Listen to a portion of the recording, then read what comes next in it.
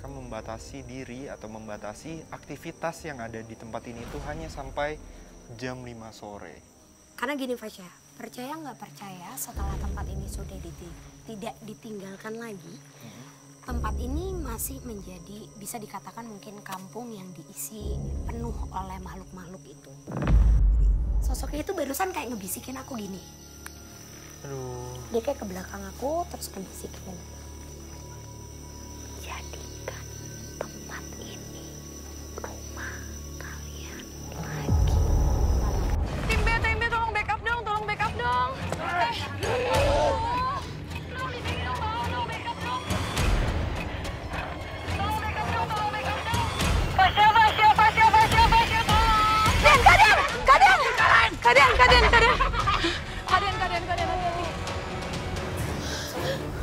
Kaden, kita kemana Kaden? Kaden, ini udah jauh banget Kaden. Kaden. Aduh, ini aman gak sih? Hai. Terus bergerak membongkar mitos yang nyata. Mengatasi beragam fenomena janggal. Menyuguhkan fakta di balik misteri yang ada. Terjaga di antara mereka yang tak kasat mata. Mengesampingkan rasa takut demi menuntaskan tanya. 100 malam telah kami lewati. 100 tempat telah kami telusuri. 100 cerita telah menjadi saksi. Bersama saya Rudi Ruah. Bersama saya, Den Ananda. Bersama saya, Fasya Taramzi. Bersama saya, Risli Herlin. Bersama saya, Anastasia Panggabean. Inilah spesial episode 100 Deg-Degan GTV. Penuntas Misteri.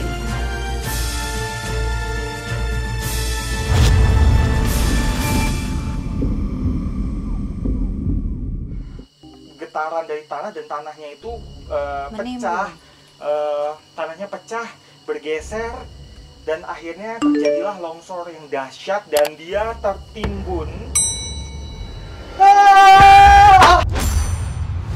Dia masuk ke dalam tanah, terhimpit, nggak bisa bernafas dan akhirnya dia meninggal. Mungkin apa sosok ini sebelumnya pernah menampakkan dirinya kepada orang-orang sekitar yang lewat-lewat mungkin di sekitaran sini? Kamu pernah bicara dengan orang-orang? Apa kamu pernah menampakkan diri kepada orang? Ada beberapa indigo, beberapa orang yang punya kelebihan supranatural yang bisa lihat dia.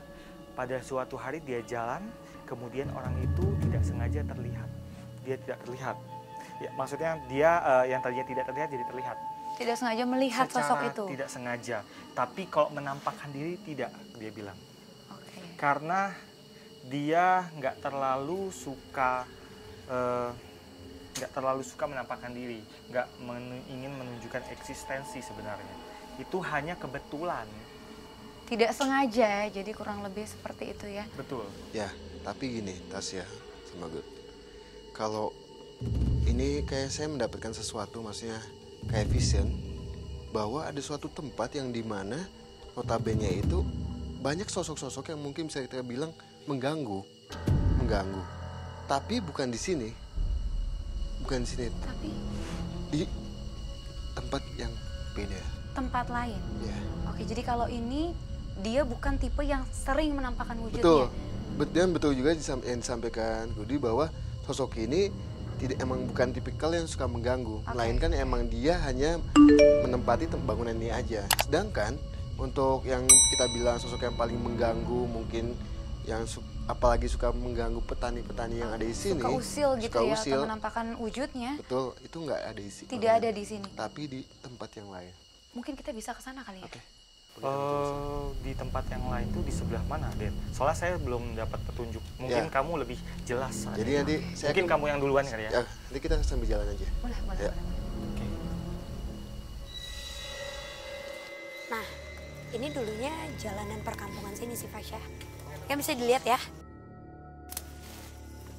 Itu juga ada rumah ibadah. Oh iya benar. Dan saat ini sebenarnya memang bisa dikatakan sudah diaktifkan kembali untuk seperti penanaman dan sebagainya. Jadi kalau misalnya siang dibilang total nggak ada aktivitas, sebenarnya masih ada yang datang untuk ngecek mungkin perkebunan yang masih mereka tanam di sini. Ke arah depan lagi. Permisi. Permisi, assalamualaikum. Ngerasa banyak mata nggak sih yang memperhatikan? Iya jujur. Itu barusan tuh aku mau ngomong kayak, tapi Kak Frisly kayak aku ngerasa di sini tuh banyak sosok atau gimana ya? Soalnya entah kenapa ngerasa nggak aman atau diawasi gitu loh.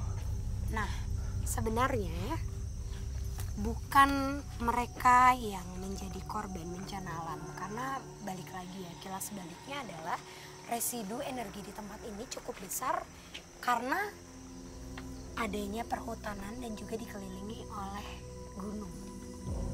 Jadi itu yang memberikan energi, mungkin tadi kamu bilang kurang nyaman.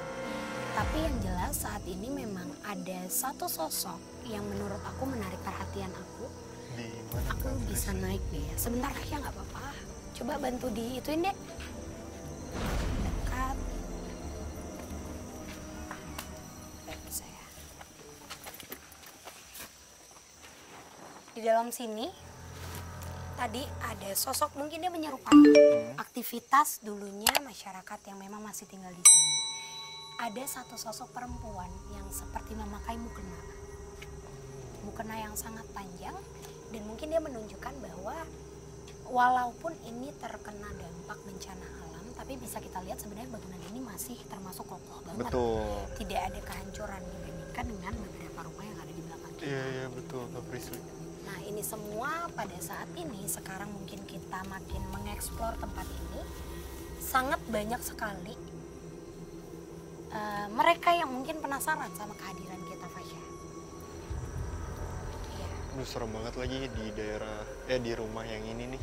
Nggak tahu kenapa ya, tapi aku ngerasa serem banget sih rumah ini. Kita mendekat lagi ke sana. Tapi aman.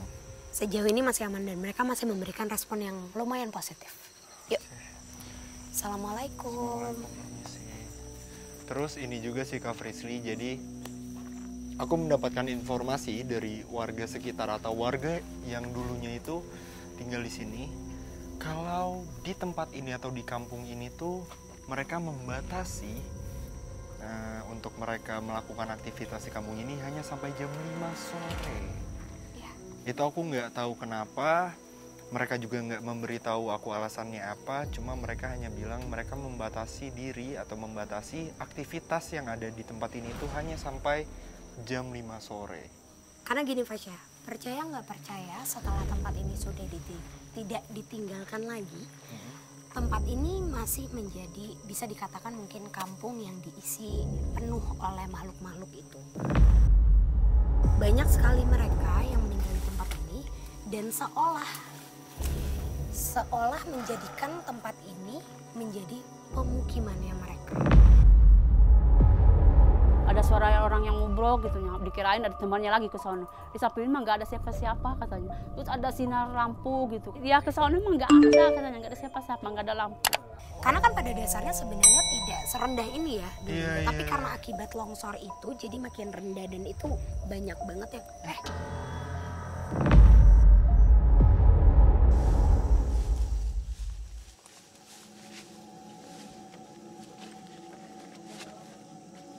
Permisi.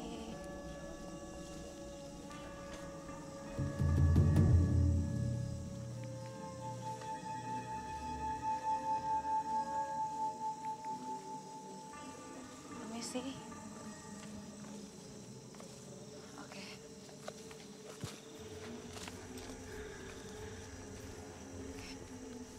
Permisi.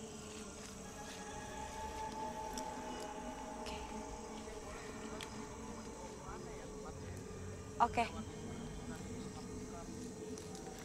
Oke Bang Den, Siap. ini kita mau ke arah mana nih kira-kira? Jadi tadi saya dapat sesuatu vision yang di mana Penglihatan ya? yang di mana tempat ini mungkin bisa kita katakan ada suatu hal yang mungkin hal yang kekuatannya lumayan.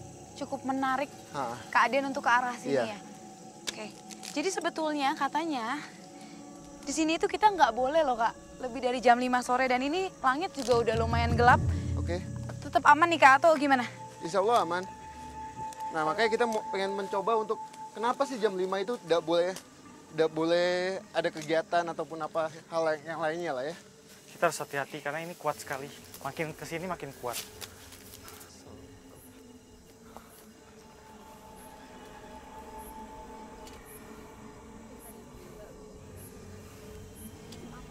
Ya, Tasya, Budi. Jadi saya melihat ada sosok, bisa kita bilang siluman babi. Ada di sebelah sana. Mungkin kamu juga melihat sosok siluman yang lainnya. Di sebelah sana. Tapi emang sekarang kecium aroma dupa gitu ya? Monyet. Ya, ada di sebelah sana juga. Tapi gini, Tasya, kita nggak ngebahas soal segi sosok silumannya saat ini. Walaupun di hadapan kita itu sudah menemukan sosok babi, siluman babi dan siluman monyet. Tapi kita akan membahas soal kejadian yang ada di sini.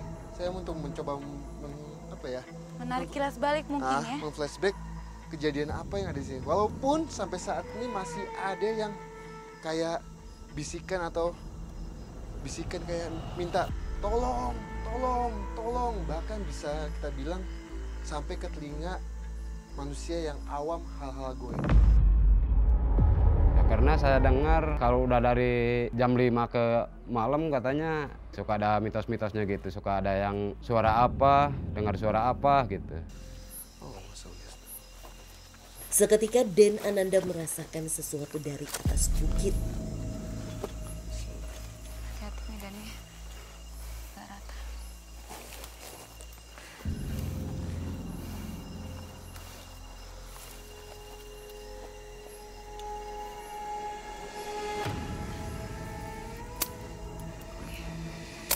Mungkin bisa dibantu Kak Rudi ini saat ini sosoknya sedang apa? Apakah sedang berkomunikasi atau sedang melakukan apa ini? Di sini saya dan Den merasakan energi di masa lalu, kekelaman, dan peristiwa yang sesuatu terjadi di sini.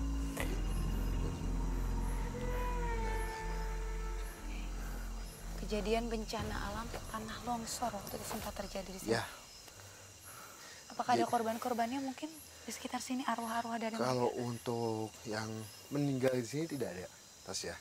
Tapi soal kepanikan penduduk sini itu sangat betul-betul sangat kuat banget. Nah, kenapa saya tadi mendapatkan vision bahwa di sini tempat paling kuat? Jadi tempat paling kuat itu adalah titik utama kejadian ini, kejadian bencana pada saat itu. Jadi bencana itu mulai atas itu langsung mengsapu tempat tinggal penduduk-penduduk yang ada di sini, dan semua itu sosok anak kecil. Di situ saya mendapatkan visual anak kecil, bahkan anak bayi yang belum lama, bisa kita bilang belum nyampe 1 bulan, digendong-gendong ibunya, bahkan sosok ayah yang saling tolong, bantu saya, dan bantu saya. Ada firasat aku ya, aku kan punya kambing, aku kan di atas tuh di bukit. Kita lihat dari atas ke bawah itu ya Allah, ini gimana kalau dari sini longsor katanya. Dari firasat aku sendiri sebelum kejadian 1 bulan itu. Dan di segi lain ada suatu yang bisa kita bilang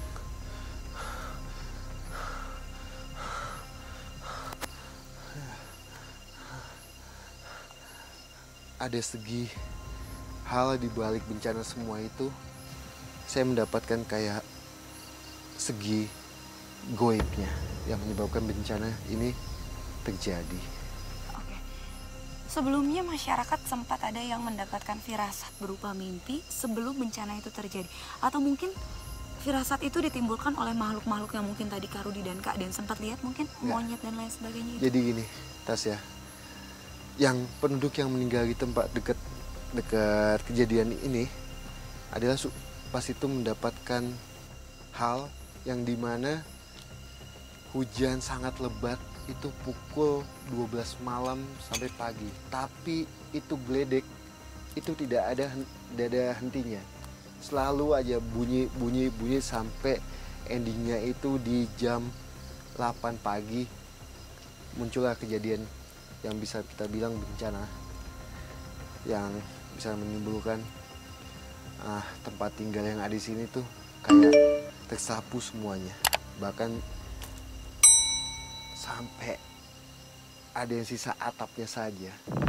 Oke. Jadi memang karena mungkin tekstur tanahnya ini juga tidak rata, kemudian curah hujan yang cukup tinggi saat itu terus menerus, sehingga kejadian, dan katanya ini kejadiannya nih di awal tahun 2020, tepatnya 1 Januari. Sebetulnya kalau kejadian bencana alam membuka tahun itu sebetulnya apakah akan menjadi tahun yang buruk atau gimana? Karena saat itu juga COVID ya, pas 2020 itu banyak bencana sekali.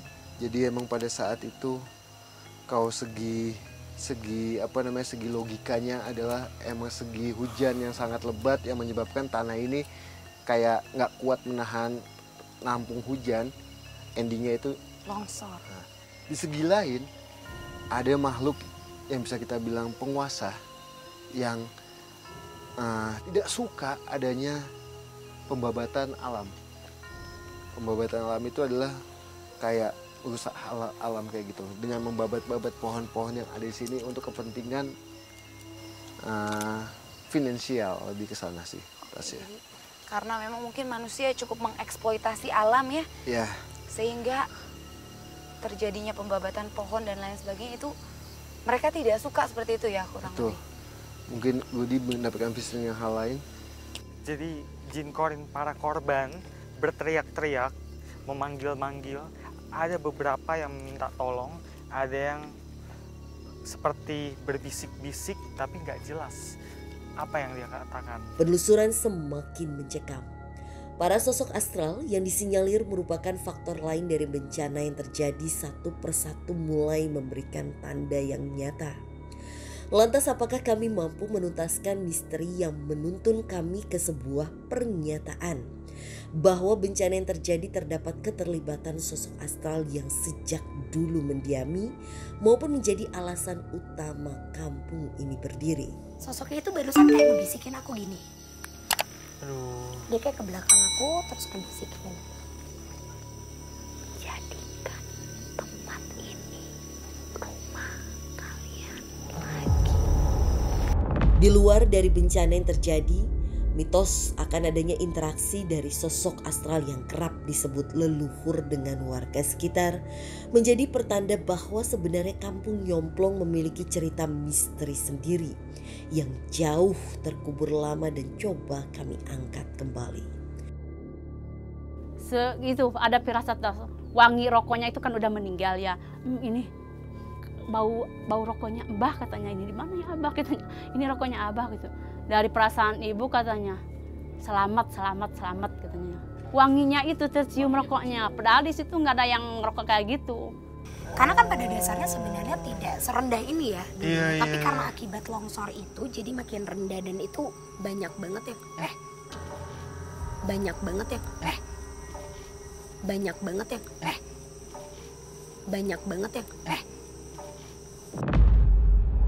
Pada saat kami berjalan ngelewatin mungkin bisa aku bilang musola di tempat ini, tiba-tiba aku dan semua tim itu mendengar seperti ada suara kentungan, dan itu berkali-kali. Walaupun memang dari penjelasan Frisly mungkin sosok-sosok di sini itu bukan berniat mengganggu, tapi di situ aku udah takut banget sih. Fasya mungkin itu kayak dikasih tahu kali ya, coba menjauh atau kita emang langsung aja ke sini. Yuk. Pelan-pelan. Gak apa-apa sama aku. Wow. Assalamualaikum. Oke, kita coba untuk ke dalam. Dan menarik mundur lagi peristiwa. Oh ini serem banget ya, kok aku takut banget ya tiba-tiba. Pada saat aku dan Kak Frisly memasuki rumah itu, dan di situ aku udah bener-bener takut banget. Bahkan jujur, aku itu nggak mau masuk rumah itu karena aku udah ngerasain hawa yang gak enak banget sih.